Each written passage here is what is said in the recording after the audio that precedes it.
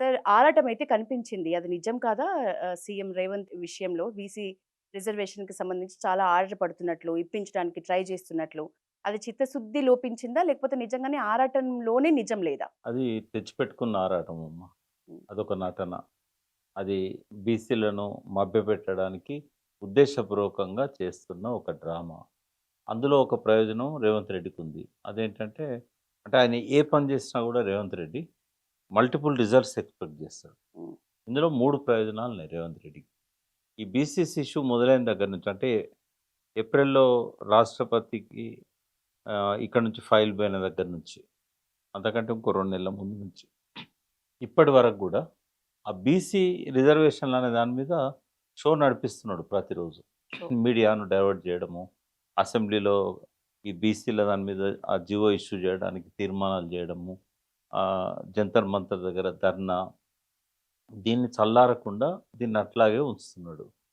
ఆయనకు ఎప్పుడైతే కామారెడ్డి డిక్లరేషన్ ఇచ్చారో ఎన్నికలకు ముందు, ఆ రోజే రేవంత్ రెడ్డికి తెలుసు. ఇది తెలుసు. జరగదు అని. హ్మ్. రాహుల్ గాంధీ గూడా తెలుసు. హ్మ్. ప్రజలంత పిచ్చోళ్ళేం కాదు గదా సార్! అనుకుంటున్నాడాయన. హ్మ్. కానీ ఒకటైతే ఆయన సక్సెస్ అయ్యిండు. ఏమైందంటే 3 విషయాల్లో సక్సెస్ అయ్యిండు.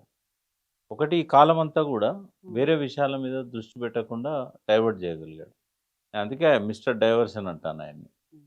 సెకండ్ ఏం చేయగలిగిండంటే బీసీలకు ఒక ఆశ కల్పించగలిగాడు. అంటే అందరికీ చట్టం మీద అంత డీప్‌గా అవగాహన ఉండదు. నిజమేనేమో అయితదేమో, హ్మ్. ఆహ్, అన్నీ చట్ట ప్రకారం చేస్తున్నాడు గదా! ప్రతిపక్షాలు గూడా యునానిమస్‌గా తీర్మానం చేశాయి గదా! అనే ఒక నమ్మకాన్ని కొంతమందిలో కల్పించాడు. లేకపోతే దాదా శ్రీనివాస్ గౌడు ఆయన దగ్గరికి పోయి, చిరంజీవి లాంటి వాళ్ళందరూ గూడా పోయి ఆయనతో దీని మీద చర్చించడం గావచ్చు, ఒక హోప్ క్రియేట్ జేయడానికి ప్రయత్నం జేయడం గావచ్చు, కవిత లాంటి వాళ్ళు హ్మ్. బయటకొచ్చి సెలబ్రేట్ జేసుకోవడం గావచ్చు. ఇవన్నీ గూడా ఏందంటే ఒక హైప్ క్రియేట్ చేయగలిగాడు. ఒక నమ్మకాన్ని క్రియేట్ చేస్తూ నాకు చిత్తశుద్ధి ఉంది గానీ, ఈ కోర్టులు అడ్డుపడుతున్నాయి. కొంతమంది అడ్డుపడుతున్నారు. ఆ కొంతమంది ఎనకాల బీజేపీ, బీఆర్ఎస్ ఉంది అని ఇట్లా మళ్ళా వీళ్ళ మీదకి ఆ బంతి నెట్టడానికి ఒక ప్రయత్నం చేసి నమ్మేవాళ్ళు నమ్ముతారు. మూడోదేంటంటే ఎన్నికలు జరగకూడదు. హ్మ్. ఎట్టి పరిస్థితుల్లో సెప్టెంబర్ 30 లోపల ఎన్నికలు జరిగినట్టయితే ప్రతికూల ఫలితాలు వచ్చే అవకాశం ఉందని వాళ్ళ సర్వేలు చెప్పాయి. సెప్టెంబర్ 30 తర్వాత? ఇప్పుడు ఆయన ఆపినా ఆగదు ఎన్నిక. ఆ! బట్ సెప్టెంబర్ 30 దాటింది కాబట్టి కొంత కాలయాపన చేస్తే అనుకూలంగా ఉంటదేమో అనేది ఆయన భావన. ఆ ప్రయత్నం అయితే చేయగలిగాడు. సెప్టెంబర్ 30 లోపల హైకోర్టు ఎన్నికల ఫలితాలను విడుదల చేయాలని చెప్పిన దాన్ని విజయవంతంగా ఆపగలిగాడు. హ్మ్. ఈ 3 ఆయన ఎక్స్‌పెక్ట్ చేసింది బీసీ ఈ డ్రామా ఎనకాల. ఈ 3 సక్సెస్ అయిండు ఆయన. కానీ ఇంకా ఎంతకాలం ఆపగలుగుతాడు? ఇంకా ఆపలేడు. హ్మ్. ఇప్పుడు కోర్టు నోటిఫికేషన్ స్టే చేయలే. హ్మ్. జీవోని స్టే చేసింది. ఓకే. కాబట్టి వాళ్ళకి ఫుల్ టెక్స్ట్ కూడా రాత్రి అందింది. హ్మ్. ఆ ఫుల్ టెక్స్ట్ ప్రకారం ఆయనే పాత హైకోర్టు సూచించిందేందంటే, గతంలో ఉన్న రిజర్వేషన్స్ ప్రకారంగా యాజ్ ఇట్ ఈస్‌గా ముందుకు పోండి. సూచన అది. హ్మ్. రెండోదేమన్నారంటే, ఎక్స్‌ట్రా ఏదైతే బీసీలకు రిజర్వేషన్ ఇవ్వాలనుకున్నావో ఈ 17% దాన్ని మీరు జనరల్ కోటా కింద డిక్లేర్ చేసి నామినేషన్‌లు తీసుకోండి అని చెప్పారు. అది ఆయనకి రుచించినట్టయితే తీసుకుంటాడు. హ్మ్. లేకుంటే మళ్ళొక జీవో ఇచ్చి వాయిదా ఇస్తాడు. ఎలక్షన్ కమిషన్‌తో మాట్లాడి ఫర్దర్ డిసిషన్ ఏందనేది ఈ రాత్రికో, రేపో బయటకొస్తది. సార్ ఇప్పుడు 17% ఓపెన్ కేటగిరీ అంటున్నారు గదా! ఈ 17% వల్ల బీసీలకేం న్యాయం జరగదు సార్. ఎందుకంటే ఆల్రెడీకి ఎస్సీలకు 15 ఉంది. ఎస్టీలకు 10, బీసీలకు 25. మిగతా ఓపెన్ కోటా అంటే బీసీ లెవెల్ ఓపెన్ కోటాలో పోటీ పడి ఈ రెడ్‌లతోని గావచ్చు, ఓసీలతోని గావచ్చు పోటీ పడి స్థానిక సంస్థ ఎన్నికల్లో నిలబడి పోటీ చేసే సత్తా ఉందంటున్నారా? సత్తా ఉన్నా గూడా బీఫార్మ్ ఇయ్యరు గదా! హ్మ్. ఇప్పుడు ఓకే. జనరల్ అనేసరికి హ్మ్. అదేదో అప్పర్ కాస్ట్‌కు రిజర్వ్డ్ అన్నట్టుగా భావిస్తారు. హ్మ్. ఇప్పుడు మనం ఈ మధ్య జరిగిన రిక్రూట్‌మెంట్‌లో హ్మ్. అది గ్రూప్ 1 గావచ్చు, ఇతరత్రా గావచ్చు. 5% అనేది జనరల్ కోటా. హ్మ్. దాన్ని నాన్ లోకల్ కింద కన్వర్ట్ జేసి వాళ్ళకిచ్చారు. ఇదెప్పుడో సమైక్య రాష్ట్రంలో 90స్‌లో ఇట్లాంటి పని జేశారు. ఏది జనరల్ కోటాను నాన్ లోకల్ కోటా కింద. అప్పుడంతా లోకల్, నాన్ లోకల్ కోటా అని పిలిచేవాళ్ళు.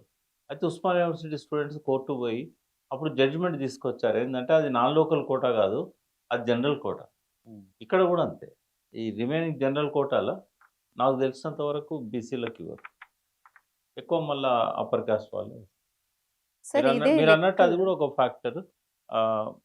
అప్పర్ కాస్ట్ వాళ్ళతో పోటీ పడి గెలిచే సత్తా ఉన్నదా అంటే చాలా తక్కువ స్థానాల్లో వ్యక్తిగతంగా మంచి పేరు ఉన్న వాళ్ళు ఎవరన్నా ఉంటే గెలిచే అవకాశం. సార్ ఆ. తమిళనాడులో ఉమ్. ఎంబీసీలకు 20%, అట్లా బీసీలకు 26.5%, ముస్లింలకు 3.5%, మొత్తం 50% రిజర్వేషన్. ఇది క్యాప్. అట్లనే అక్కడ ఎస్సీలకు 18, ఎస్టీలకు 1, 69. ఓవరాల్గా 69.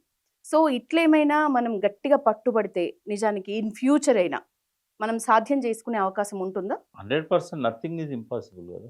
ఏది కావాలంటే అది ఎవరి వల్ల సాధించుకోవచ్చు. అవుతుంది సార్? చంద్రబాబు నాయుడు వల్ల. అప్పుడు ఎట్లా జయలలిత తెచ్చుకోగలిగింది? ఉమ్, జయలలితకు పివి నరసింహారావు గారు ప్రధానమంత్రి ఉన్నప్పుడు మైనార్టీ గవర్నమెంట్ ఆయనది. ఉమ్, ఆ మైనార్టీ గవర్నమెంట్లో 30 మంది అన్నాడీఎంకే పార్లమెంట్ సభ్యుల మద్దతు ఉండే. ఆమె ఢిల్లీలో పోయి కూర్చున్నది. నేను మద్దతును ఉపసంహరించుకుంటా, లేకపోతే మీరన్నా కాన్స్టిట్యూషనల్ అమెండ్మెంట్ చేయండి. దట్టు ఒక బ్రాహ్మణ సమాజానికి చెందిన వ్యక్తి. అంటే ఆమె బ్రాహ్మణ సమాజం కానీ భావజాలం అంతా ద్రవిడ భావజాలమే. ఉమ్, ఎంజీఆర్తో బాగా ప్రభావితమైన లేడీ. ఉమ్, ఆమె ఆరిజిన్ నెల్లూరు అమ్మ. ఆమె okay. Origin Nellore, settled in Karnataka border village of Tamil Nadu. Um, but ఏదేమైనా చాలా డైనమిక్ చీఫ్ మినిస్టర్ ఆమె. ఆమె ఒక సినిమా ఆర్టిస్ట్గా ఉండి అంత అవును. బాగా ప్రభావితం చేయగలిగింది. అయితే ఆమెకు తెలుసు ఎట్లా సాధించాలి. ఉమ్, కాబట్టి కొన్ని ఎట్లుంటాయంటే లాలూ ప్రసాద్ యాదవ్కు వ్యతిరేకంగా ఒకసారి రిజల్ట్ వచ్చింది. కేసీఆర్ గారు అప్పుడు లేబర్ మినిస్టర్గా యూనియన్ గవర్నమెంట్లో ఉన్నారు 2004-05 ఆ టైంలో. అప్పుడు అబ్దుల్ కలాం ప్రెసిడెంట్. అబ్దుల్ కలాంకు చాలా హై రెప్యుటేషన్ ఉంది. ఉమ్, ఆయన ఎక్కడో బయట దేశాలలో ఉన్నాడు, తాష్కెంట్లోనే ఎక్కడో ఉన్నాడు.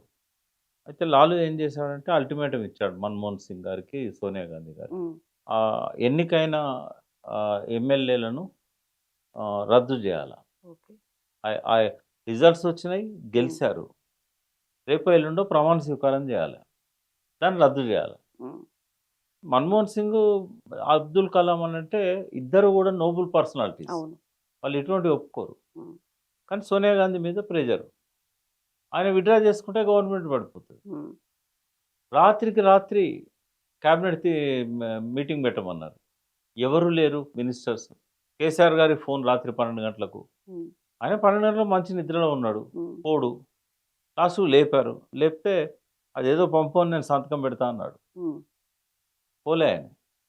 లాస్ట్కు అందరి ఇళ్ళకు పంపించి సంతకాలు పెట్టించి తెల్లారంగా 4 గంటలకు ఆయన నేను వచ్చేదాకా ఆగండి అని అబ్దుల్ కలాం అన్నా కూడా లేదా ఆయన ఫ్యాక్స్ చేశారు. ఉమ్, ఆయన అక్కడి నుంచి డిక్లేర్ చేయాల్సి వచ్చింది, ఆయనకి ఇష్టం లేకుండే. ఉమ్, ఇవన్నీ ఒత్తిడి మీద ఆధారపడి ఇల్లీగల్ పనులు, యాంటీ కాన్స్టిట్యూషనల్ పనులు కూడా చేయడానికి అధికారం కోసం దేనికైనా దిగజారుతాయి ఈ పాలక పక్షాలు. ఉమ్, అందుకే జయలలిత పోయి కూర్చున్నది పివి నరసింహారావు గారి దగ్గర. వీళ్ళిద్దరు ఎంత నిజాయితీగా ఉంటారో పివి నరసింహారావు గారు కూడా అంతే నిజాయితీగా ఉంటారు. ఉమ్, బట్ ప్రభుత్వాన్ని కాపాడడానికి అప్పుడు సోనియా గాంధీ రావు గారి మీద ఒత్తిడి తెచ్చింది. జయలలితకు మీరు అది ఇవ్వకపోతే గవర్నమెంట్ పోతుంది. ఉమ్, తప్పనిసరి పరిస్థితుల్లో ఆయన యాక్సెప్ట్ చేసి పార్లమెంట్లో బిల్లు పెట్టి సవరణకు ఒప్పుకున్నాడు. మొన్న ఈబీసీ రిజర్వేషన్స్ ఉమ్, అసలు ఎవరో కొంతమంది అడుగుంటారు. బట్ కాన్స్టిట్యూషన్లో ఆర్టికల్ 15, ఆర్టికల్ 16కి అమెండ్మెంట్ చేయడం అంటే అంత ఈజీ కాదు. అది రేర్ ఓకే. కేసులలో చేయాలి. వారం రోజులల్లో బిల్లు పెట్టడము, పార్లమెంట్ దాన్ని ఆమోదించడము, రాజ్యసభ ఆమోదించడము, రాష్ట్రపతి దగ్గర పంపడము, రాష్ట్రపతి సంతకం పెట్టడము, ఆ చట్టమై రావడము, అది అమల్లోకి రావడం. ఉమ్, 6వ తారీఖు ప్రాసెస్ మొదలైతే 14వ తారీఖు నాడు చట్టమై అయిపోయింది. కూర్చున్నది దేశవ్యాప్తంగా. అంటే అట్లా ఒత్తిడి తెచ్చే వాళ్ళు ఎవరున్నారంటే ఇద్దరే ఉన్నారు. ఉమ్, ఒకరు నితీష్, ఒకరు చంద్రబాబు. నితీష్ది ఎలక్షన్ నోటిఫికేషన్ వచ్చింది. ఇప్పుడు ఆయన నో మోర్. ఆయన ఓకే. ఇప్పుడు ఏం ప్రెషర్ చేయలేడు, మళ్ళీ వస్తే తప్ప. ఓకే. ఉన్నది ఎవరు? ఈ దేశంలో ఉన్నది ఒకటే చంద్రబాబు. రేవంత్ రెడ్డికి ఉన్న అవకాశం ఏంటి? రేవంత్ రెడ్డి గారికి ఆయన గురువు. ఉమ్, ఆయన కోసం ఈయన అన్ని చేస్తున్నాడు. రేవంత్ రెడ్డిని తీసుకొచ్చి పెట్టింది ఆయనే, పెంచింది ఆయనే. ఇవాళ సీఎం సీట్లో కూర్చున్నాడు అంటే ఆయన ఎవరికన్నా కృతజ్ఞుడు ఉన్నాడు అని అంటే జయపాలరెడ్డికి కాదు, ఉమ్, చంద్రబాబు నాయుడు. బట్ అటువంటి రిలేషన్ ఉండి ఉమ్, బనకచెర్ల లాంటి అవును. ఎడమ కాలువ నీళ్ళని పక్కకు పెట్టి కుడి కాలువ నుంచి నీళ్ళని పంపించడము, ఇలా ఆదిత్యనాథ్ దాస్ని తీసుకొచ్చి అడ్వైజర్గా పెట్టుకోవడము, ఇన్ని చేస్తున్నాడు కదా. తెలంగాణ ప్రజల పట్ల ప్రేమతో చంద్రబాబు నాయుడు ఉమ్, మోడీ దగ్గర పోయి కూర్చొని చేయమంటే చేస్తాడు కదా. మరి ఆ పద్ధతిలో సాధ్యమయ్యే అవకాశం ఉండంగా ఉమ్, లేదు. ప్రజాస్వామికంగా పోవాలనుకున్నప్పుడు ఉమ్, ఈ రాష్ట్రంలో ఉన్న ప్రతిపక్ష పార్టీని ఈ రాష్ట్రంలో ఉన్న బీజేపీ ఎంపీలను ఎమ్మెల్యేలను వెంట పెట్టుకొని ఢిల్లీకి పోవాలి. ఉమ్. కిషన్ రెడ్డి ఇక్కడ వాడే, బండి అవును. సంజయ్ ఇక్కడ వాడే. మరి ఆ రకమైన ప్రయత్నం కూడా చేయట్లేదు. ఎప్పుడైతే ఈయన జంతర్ మంతర్ దగ్గర పోయిండో మా అందరికి ఆశలు పోయినాయి. ఈయన ప్రాపర్ పద్ధతిలో సాధించాలని లేదు, గొడవ పడదలుచుకున్నాడు. గొడవ పడితే మోడీ పడు. ఉమ్. ఇంకొకటి ఏంటంటే ఆయన ఎప్పుడైతే ఈ ఫైల్ తయారు చేసిండో అప్పుడే మాకు డౌట్ వచ్చింది. ఎందుకు అంటే 42% కదా ఆయన ఇచ్చేది. అవును. ముస్లిమ్స్ కాకుండానే 46% ఉంది కదా. ఉమ్. అది సరిపోతుంది కదా. ఈ ముస్లిం టోకెన్ తలిగేయాలి దానికి. అంటే ఒకవేళ వాళ్ళు ఇస్తారేమో, వాళ్ళు ఇవ్వద్దు అంటే ముస్లిం ట్యాగ్ తలిగేయాలి. ఇంక ఇంతకంటే ఏం చెప్పాలమ్మా. ఇవ్వద్దనే. పక్కా ఇవ్వద్దని. సరే ఈ ఈబీసీకి సంబంధించి దాదాపు 3-4% కూడా లేని రెడ్లకు 10% రిజర్వేషన్లు వస్తాయంటే బీసీలు ఎవరు అడ్డుకోలే. ఇప్పుడు బీసీలకు ఇస్తే అంటే రెడ్లు ఎందుకు అడ్డుకుంటారని అక్కడ బీసీ వాళ్ళు అక్కడ చెప్తాను. అవకాశం కూడా రాలేదు. ఎందుకంటే ఉమ్, మొత్తం వారం రోజులనే అయిపోయింది మొత్తం. ఉమ్, అసలు అందరి నోటీసులోకి వచ్చే లోపలనే ఆ రిజర్వేషన్ అమల్లోకి వచ్చింది. ఉమ్, ఇప్పుడు 6వ తారీఖు అనుకున్నారు, 7వ తారీఖు లోక్సభలో పెట్టారు, 8వ తారీఖు రాజ్యసభలో పెట్టారు. సో 10వ తారీఖు నాడు రాష్ట్రపతి దగ్గర పోయింది. 11 సండే వచ్చినట్టుంది. 11వ తారీఖు నాడు ఆమె సంతకం పెట్టింది. 14వ తారీఖు నాడు అది చట్టమే కూర్చున్నది, గెజిట్ నోటిఫికేషన్ వచ్చింది. ఉమ్, బీసీలు తెలిసే లోపలనే అయిపోయింది అది. ఇంకోటి ఏంటంటే అది ఈ షెడ్యూల్ 9 కాదు అది. ఉమ్, అది ఆర్టికల్ 15, 15-16కి మినహాయింపు అన్నట్టు అది. ఉమ్. అంటే అక్కడ ఆ, దేశ ప్రజలందరూ సమానమే. కొందరు రకరకాల కారణాల వల్ల వెనుకబడి ఉన్నారు.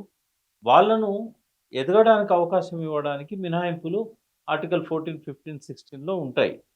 అది రేర్ కేసులలో చేయాలని ఇదివరకు కేశవానంద భారత్ కేసులో ఉమ్. సుప్రీంకోర్టు చెప్పింది. అయినా కూడా వాళ్ళు ఫండమెంటల్ రైట్స్ ఇట్లాంటి వాటిలలో చేయకూడదని చెప్పింది. బట్ ఆ స్ఫూర్తి మంట కలిసింది. ఈబీసీల కోసం ఆయన చేయగలిగారు.